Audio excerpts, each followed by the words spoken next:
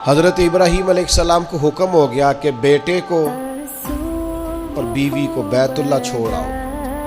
اولاد بزدل کر دیتی ہے بھائی، چند سالوں کے لیے پردیس لوگ جاتے ہیں تو روتے ہوئے جاتے ہیں۔ غیر معینہ مدت کے لیے جناب ابراہیم اپنے لخت جگر کو، اور بیٹا بھی عام نہیں، حضرت اسماعیل علیہ السلام اتنے سونے تھے کہ ان جیسا خوبصورت کوئی نہیں۔ جناب حاجرہ کو اور بیٹے کو تھوڑی سی کھجوریں دے کے، مشکیزہ پانی کا دے کے، بیت اللہ کے پاس بھی وادٍ غیر ذی زرع، قرآن کہتا ہے ایسی وادی جہاں کھیتی نہیں ہوتی، بنجر جگہ،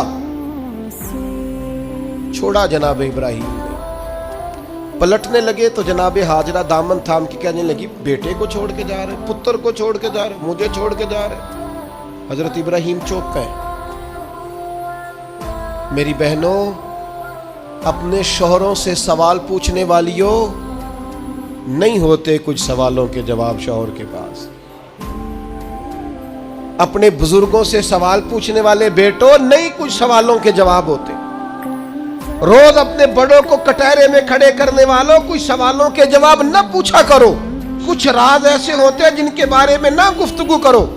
پوچھا خاتون نے کیوں چھوڑ کے جا رہے ہو؟ جناب ابراہیم چوپ ہے۔ پھر پوچھا کیوں چھوڑ کے جا رہے ہو؟ وہ خاموش ہے، کیونکہ بات ہی بڑی انوکھی ہے۔ بیٹے کو چھوڑ آنا، بیوی کو چھوڑ آنا ایسی جگہ جہاں کھیتی کوئی نہیں، پانی کوئی نہیں۔ پھر حضرت حاجرہ خود ہی بولی، فرمانے لگی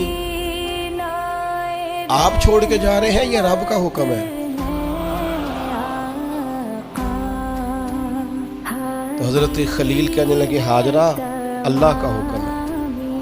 تو تسلی حضرت ابراہیم نے دینی تھی نا کہ حاجرہ فکر نہ کرنا، رب کا حکم ہے، تو گھبرانا نہ، یہاں خیر ہوگی۔ جب حضرت حاجرہ نے سوال کا جواب لیا، اللہ کا حکم ہے کہ اللہ کا حکم ہے، اب حضرت حاجرہ بولتی ہیں اور جناب خلیل سے عرض کرتی ہیں ہماری فکر نہ کرنا، اس لیے کہ جس رب نے کہا ہے نا یہاں چھوڑ جاؤ، وہ بڑا کریم ہے، وہ ہمیں ضائع کبھی نہیں کرے گا۔ اور کر تو صحیح نا تو یہ بھروسہ اپنے رب۔ سیکھ جناب اسماعیل کی والدہ جناب حاجرہ سے، سیکھ جناب حاجرہ سے اللہ پہ بھروسہ کرنا۔ اللہ کبھی ہمیں ضائع۔ پانی ختم ہو گیا تھوڑی دیر میں مشکیزے کا، کھجوریں ختم ہو گئی۔ بیٹا پیاس سے زمین پر ایڑیاں مارتا، جناب حاجرہ دوڑ کے ادھر جاتی صفا پہ، پھر دوڑ کے مروہ پہ، پھر صفا پہ، پھر مروہ پہ، 7 چکر لگائے۔ فرشتے نے آ کے اس جگہ پر مارا جہاں جناب اسماعیل کی ایڑیاں لگتی تھی۔ زمزم جاری ہو گیا، مالک ہو گیا ایک دفعہ جناب حاجرہ کا جانا آنا۔ تو کریم نے فرمایا میرا کلیم چھوڑ آیا،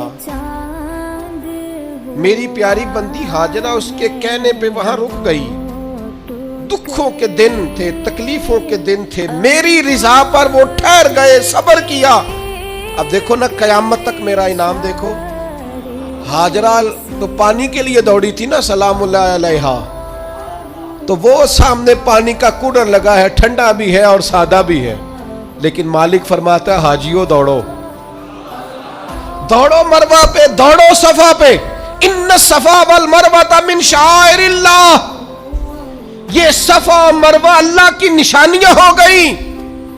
تو رب کی رضا پہ صبر کرنا، اور صبر کر کے تجھے تھوڑی سی مشقت کرنی بھی پڑی نا تو مالک کا انعام دیکھ۔ قیامت تک جو عمرہ کرنا جائے گا، حج کرنے جائے گا، پانی سامنے پڑا ہے پر دوڑنا پڑے گا۔